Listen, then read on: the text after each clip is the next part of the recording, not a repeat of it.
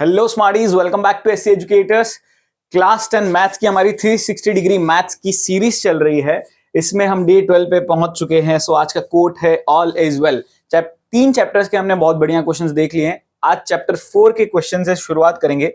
तो सबसे पहले तो हमेशा की तरह एमसीक्यू। सो क्वेश्चन क्या कह रहा है, which of the following are the roots of quadratic equation. सबसे पहले तो क्वाड्रेटिक इक्वेशन थोड़ा सा जस्ट मैं अगर आपको क्विकली समराइज करूं तो कोई भी इक्वेशन जिसका जनरल स्टैंडर्ड फॉर्म ऐसा हो उसे मैं क्वाड्रेटिक इक्वेशन कहता हूं। x का पावर 2 होना चाहिए, 2 से बड़ा भी नहीं चलेगा, 2 से छोटा भी नहीं चलेगा। मतलब पूरे इक्वेशन को मैं देखूंगा, सबसे बड़ा पावर कहीं ना कहीं 2 दिखना चाहिए। 2 वाला पावर नहीं है, उससे बड़ा है, 3 पावर दिख रहा है तो वो क्वाड्रेटिक नहीं कहलाएगा। 2 वाला पावर ही नहीं है, 1 तक ही है, यानी सिर्फ ऐसा कुछ लिखा है 2x-7 तो भी ये क्वाड्रेटिक इक्वेशन नहीं है। ठीक है, ये तो ओवरव्यू दे दिया। अब हमको रूट्स ढूंढने के लिए बोला है, तो रूट्स ढूंढने का आपने चैप्टर 2 भी पॉलिनोमियल्स में भी देखा ही है। Middle term splitting one of the best method. अगर मिडिल टर्म स्प्लिटिंग ना हो तो क्वाड्रेटिक फॉर्मूला मेथड एक और आता है, वो हम इस चैप्टर में देखेंगे। तो सबसे पहले तो मिडिल टर्म के स्प्लिटिंग फैक्टर्स हो जाएंगे। हमको चाहिए 20, 4 5 से 20, 4 और 5 9 मिलता ही है। सो ये हो जाएगा x² minus 4x minus 5x plus 20 equals to 0। x common लिया, अंदर बचा x minus 4 minus 5 x minus 4। So splitting factors से लास्ट में मुझे x माइनस 4 और x माइनस 5 ऐसा मिलता है, तो x की वैल्यू 4 होगी और 5 होगी।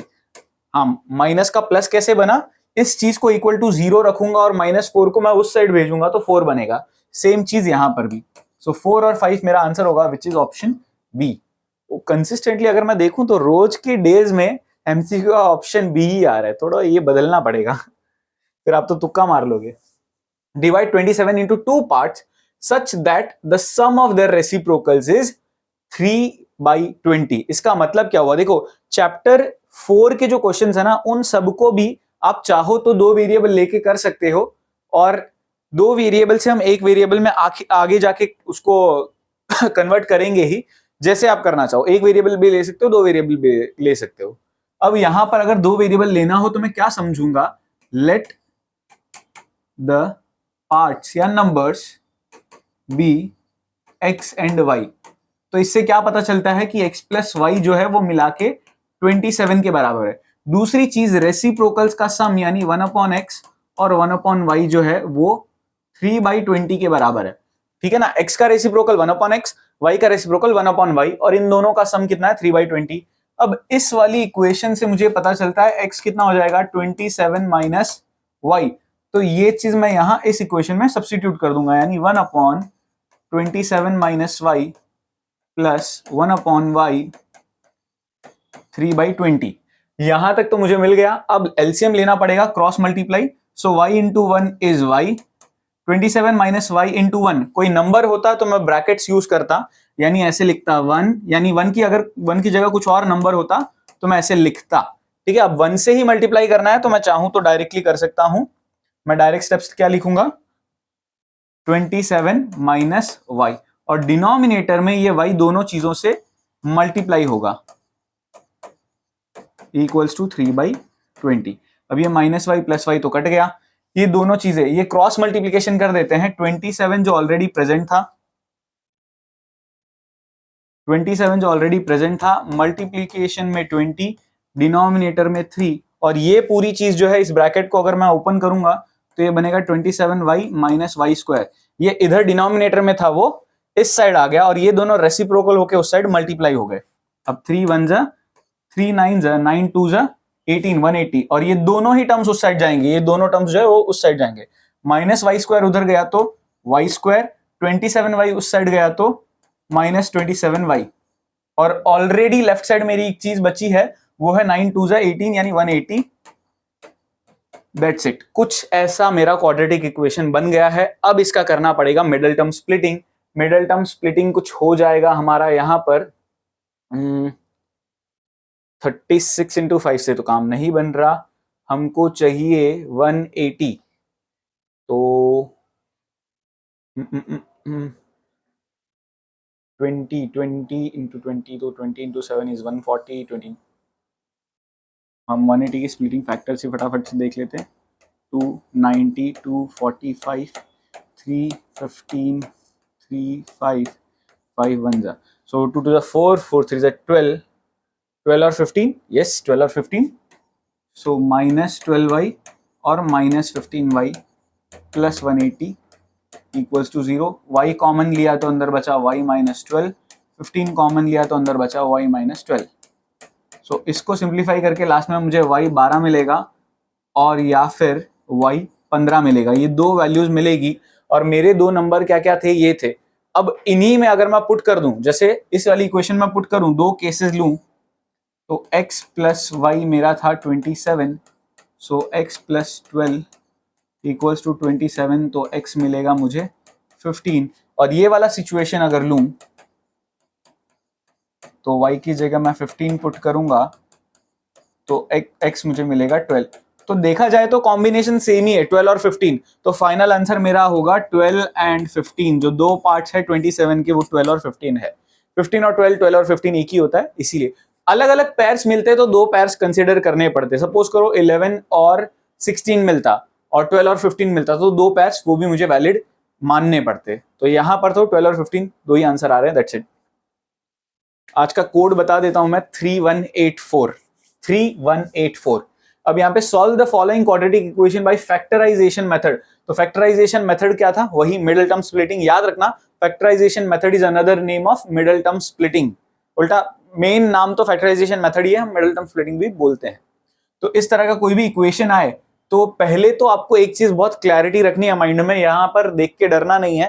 क्वेश्चन में एक चीज बहुत सिंपल सी चीज आपको फॉलो करनी है, कोई भी चीज वेरिएबल वाली है, अगर इक्वल टू के लेफ्ट साइड राइट साइड दोनों साइड है, तो वेरिएबल वाली कंटेनिंग जितने भी टर्म्स है सब कुछ लेफ्ट साइड ले आओ।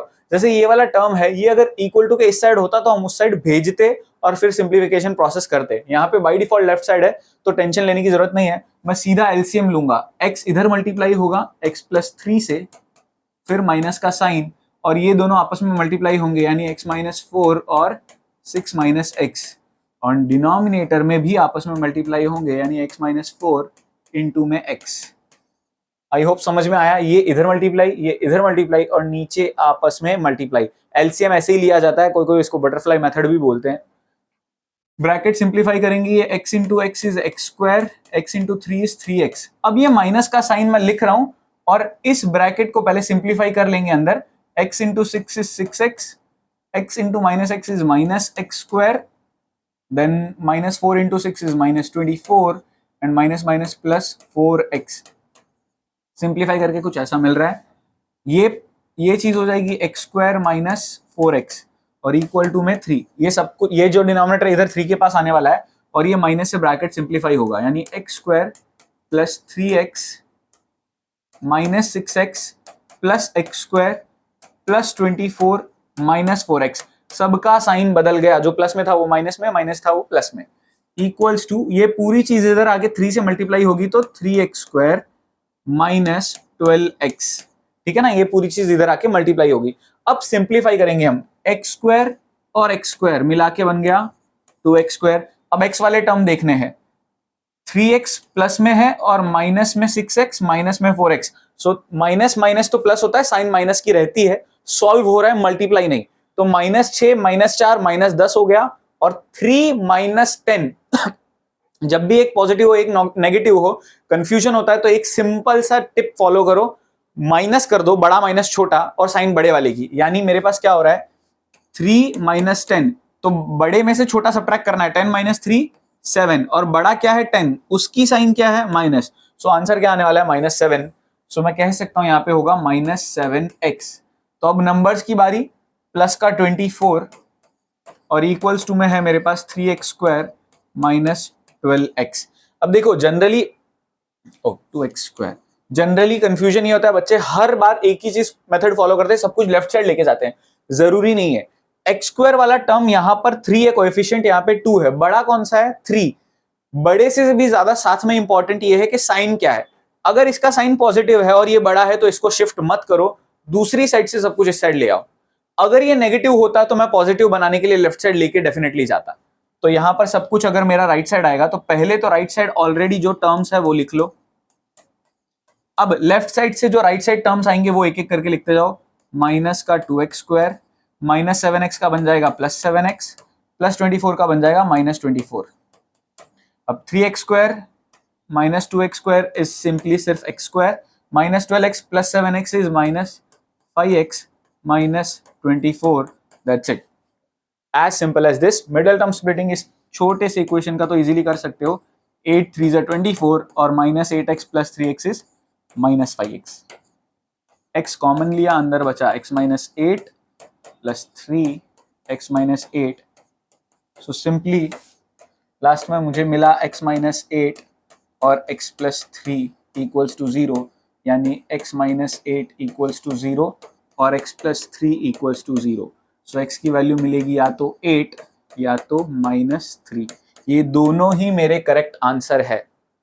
आई होप समझ में आ गया। This is very interesting, very important question, ठीक है ना। इतना कॉम्प्लिकेटेड नहीं था, बड़ा बड़ा बहुत था, तो एक एक साइन की गलती नहीं होनी चाहिए। मतलब एक एक साइन मैटर करता है। एक जगह भी अगर साइन का भी गड़बड़, छोटे से मल्टीप्लीकेशन का गड़बड़ कर दिया, पूरा सम गलत हो जाएगा, आपका क्वाड्रेटिक इक्वेशन गलत बनेगा, आप मिडिल टर्म स्प्लिटिंग हो सकता है कर ही ना पाओ, ऐसा इक्वेशन बन जाए। इसीलिए ध्यान रखना है प्रिसाइजनेस। ब्रैकेट्स का यूज बहुत जरूरी है। डायरेक्ट करने के चक्कर में आप साइन में गड़बड़ कर सकते हो, तो ये डायरेक्ट मत करना, ब्रैकेट्स करो, 2 स्टेप्स एक्स्ट्रा करो बट सही करो।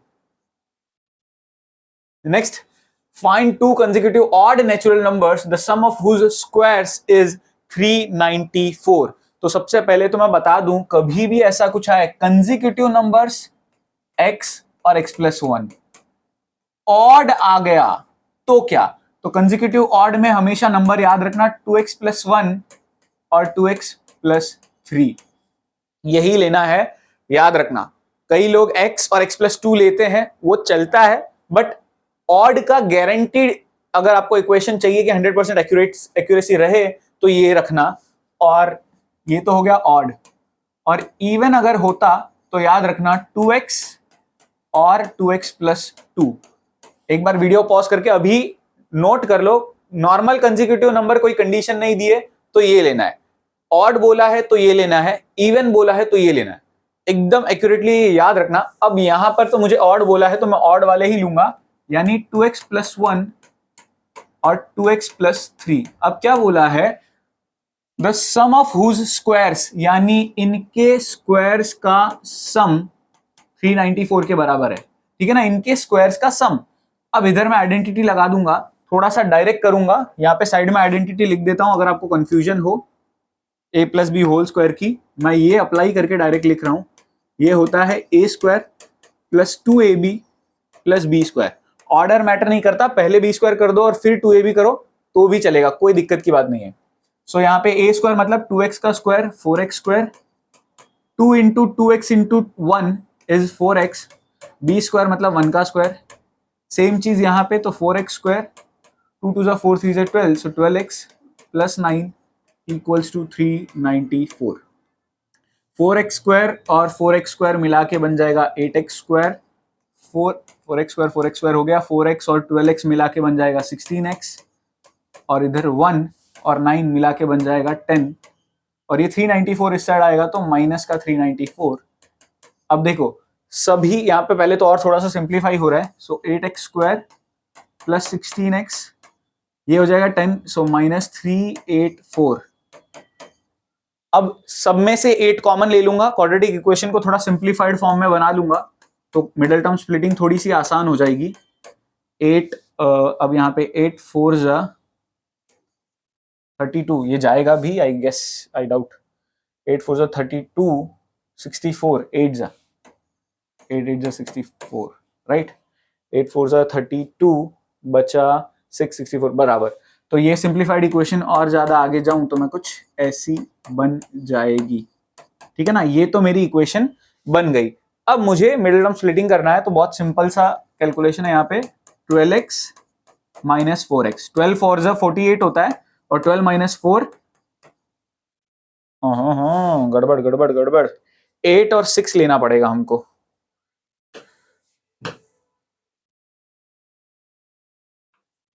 हाँ 8 और 6 लेने पड़ेंगे, काम नहीं बन रहा था उससे। 8x minus 6x minus 48 x plus 8, यहाँ पे कॉमन 6, सो x प्लस 8, इवेंचुअली आपको मिलेगा ऐसा कुछ। सो x की दो वैल्यूज मिलेगी, एक -8 और एक 6। अब मुझे क्या बोला था, ऑड नेचुरल नंबर्स। अब ये तो मेरा नेचुरल नंबर है ही नहीं, तो 6 ही मुझे कंसिडर करना पड़ेगा। आई होप समझ रहे हो आप। नेचुरल नंबर बोला था, नेचुरल नंबर नेगेटिव होते ही नहीं, इंटीजर्स होते हैं। सो 6 मुझे लेना पड़ेगा। अब मेरे दो नंबर्स थे 2x प्लस 1 और 2x प्लस 3। यहां अगर मैं पुट करूं 6 को, तो 6 2 12, 12 प्लस 1 13, 6 2 12, 12 प्लस 3 15। सो ये दोनों मेरे फाइनल आंसर्स निकल के आते हैं। बहुत ही क्रेजीली इंटरेस्टिंग क्वेश्चन। देखो, सीखो, समझो, लिखना जरूर। पेन नोटबुक लेके बैठना, सिर्फ कोड एंटर करने के लिए मत बैठो, अंडरस्टैंडिंग के लिए, कंसेप्चुअल क्लैरिटी के लिए बैठो, सम्स सीखो।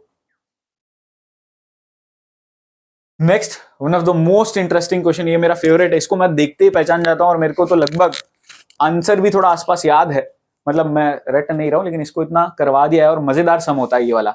अ plane left 30 minutes late then it's scheduled time and in order to reach the destination 1500 kilometer away in time, it had to increase its speed by 100 kilometer per hour from the usual speed. Find its usual speed.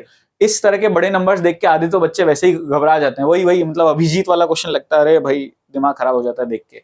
तो फिर इसको वैसे tackle करना नहीं है, बड़ी interesting सी method बता रहा हूं, टिप दे रहा हूं, ऐसे ही इस तरह का कोई भी क्वेश्चन हो आराम से टैकल करना है। हो क्या रहा है, पहले क्वेश्चन का मतलब समझो कि एक ट्रेन थी, एक प्लेन है जिसको डिस्टेंस ट्रैवल करना है 1500 किलोमीटर, ठीक है ना। तो ओरिजिनल स्पीड जो है वो प्लेन की x किलोमीटर पर आवर थी, ठीक है ना। तो टाइम 1 जो ओरिजिनल टाइम है वो कितना लगना चाहिए था, इतना टाइम लगना चाहिए था। टाइम क्या होता है, distance upon speed, basic physics लग रहा है, डिस्टेंस अपॉन स्पीड।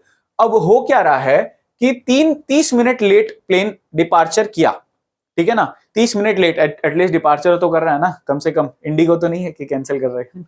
सो यहां पर ये 1500 अपॉन एक्स से मुझे यहां पर टाइम मिल रहा है। अब होगा क्या, ध्यान से समझते हैं। जो स्पीड है, न्यू स्पीड जो है, न्यू स्पीड वो क्या हो रही है, x plus 100 kilometre per hour, ठीक है ना। ये स्पीड बढ़ाई गई ताकि डेस्टिनेशन पे जल्दी मीट किया, मतलब टाइम पे हम पहुंच सके। तो ध्यान से समझना, जो टाइम t2 है वो क्या हो जाएगा, 1500 डिवाइड बाई x प्लस 100। ये ओरिजिनल टाइम है, ये नया टाइम है। नए टाइम के हिसाब से एक तरीके से वो 30 मिनट लेट निकल रही है, फिर भी टाइम पे पहुंचा देगी, ठीक है ना। यानी ये जो जितना टाइम ले रहा है और ये जो जितना टाइम ले रहा है, दोनों के बीच में 30 मिनट का अंतर है, ठीक है ना, क्योंकि 30 मिनट बाद डिपार्चर कर रही है। ये ओरिजिनल टाइम और ये नया टाइम। तो मैं कह सकता हूं कि नए टाइम में से अगर मैं ओरिजिनल टाइम निकाल दूं तो 30 मिनट बचता है, जो कि, ध्यान से सुनना, ये मैं यहाँ पे छोटी सी गड़बड़ हुई और सम पूरा गलत, बच्चे मिस कर देते हैं ये चीज। वो मिनट में है, टाइम जो है वो मिनट में दिया है, जबकि यहाँ पर सब स्पीड्स किलोमीटर पर आवर में है। तो 30 मिनट्स को आवर्स में लिखना हो तो 30/60 करना पड़ेगा, डिवाइड बाई 60। तो मैं कह सकता हूं 1500 upon x minus 1500 upon x plus 100 equals to 1/2, ठीक है ना। Original time minus new time is equal to 30 minutes या हाफ एन आवर। अब इसको सिंप्लीफाई करना है, क्रॉस मल्टीप्लाई करेंगे, 1500 into x plus 100 minus 1500 into x upon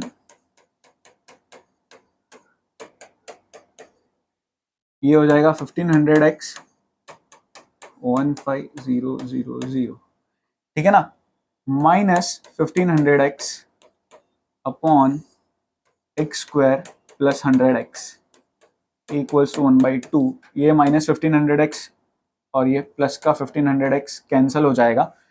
अब यहां पे बचेगा 1,50,000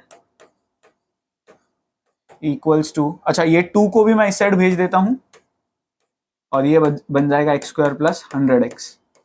तो ये सिंप्लीफाई करने पर मुझे कुछ मिलेगा, ये जो ये होगा 3 लाख, ये मेरा राइट साइड आ जाएगा। So X square plus 100x minus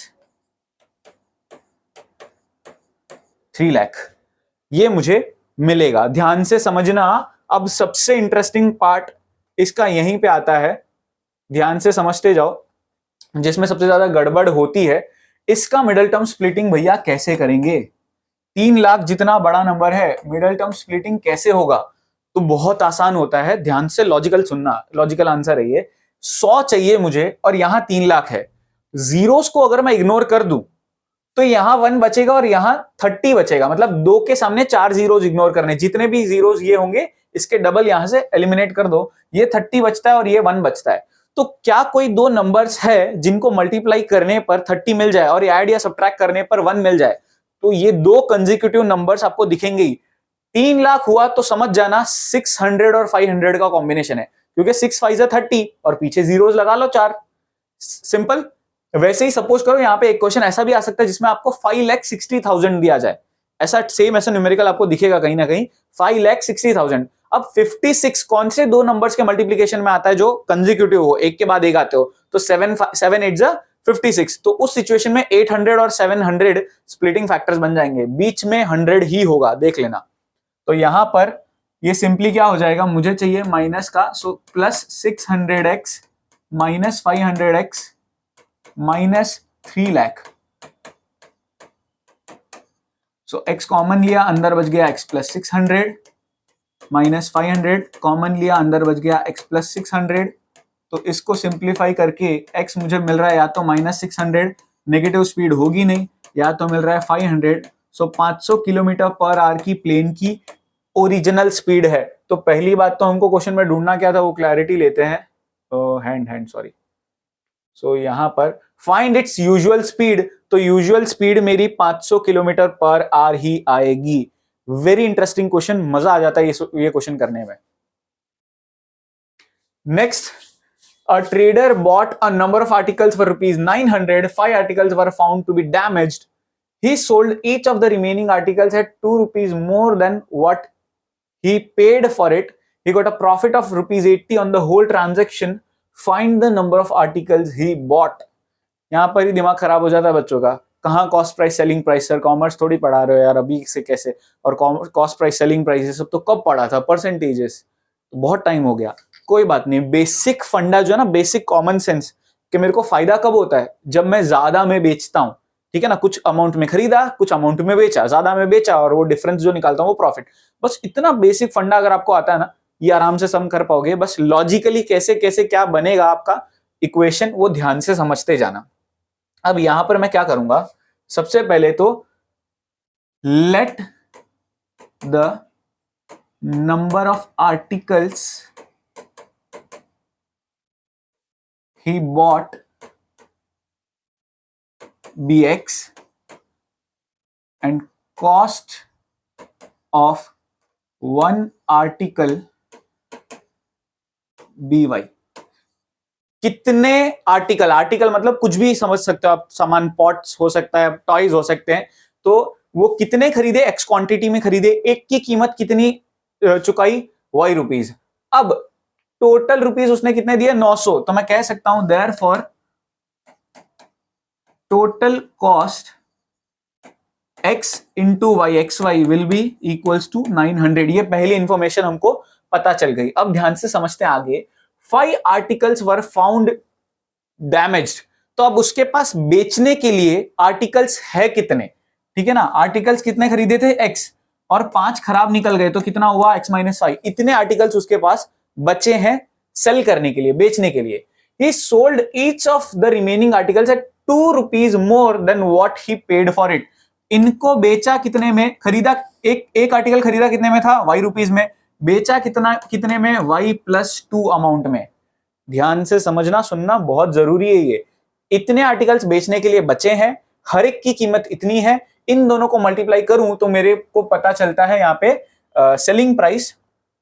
और बोला क्या है यहाँ पे, ये जो पूरा सेलिंग प्राइस है वो कितना होगा, 80 रुपए अगर प्रॉफिट है। ध्यान से समझना, इतने में वो टोटल अमाउंट, इतने में वो टोटल वो आर्टिकल्स बेच रहा है, उसका अगर 80 रुपए उसको प्रॉफिट चाहिए तो कितना होना चाहिए, कॉस्ट प्राइस प्लस 80 रुपए। सिंपल सी बात। तो अब मैं अगर इसको सिंप्लीफाई करूं, x y plus 2x minus 5y minus 10 equals to 980। अब ये एक्स वाई जो है वो कहीं ना कहीं कितना है 900। So 900 plus 2x minus 5y minus 10 equals to 980। ये 900 में से 10 गया तो 880। 880 अगर उधर जाके सब्ट्रैक्ट हो जाए, सॉरी 890 होता है। इससे अच्छा हम सिंप्लीफाई कैसे करेंगे, ये हो जाएगा 980 माइनस का 900 और प्लस का 10।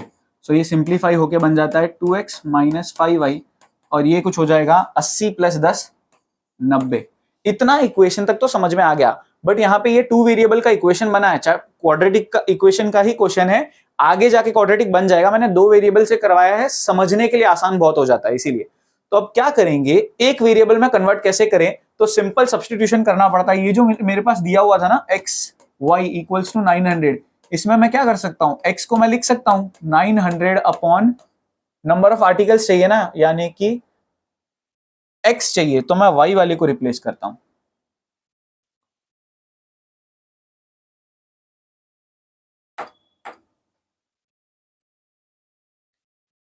यहां पर x y equals to 900, so y equals to 900 upon x हो गया, और ये चीज मैं पुट कर दूंगा यहां पे, ठीक है ना। y की जगह क्या लिख दूंगा 900 अपॉन x, सो 2x माइनस y की जगह हो जाएगा 900 अपॉन x इक्वल्स टू 90।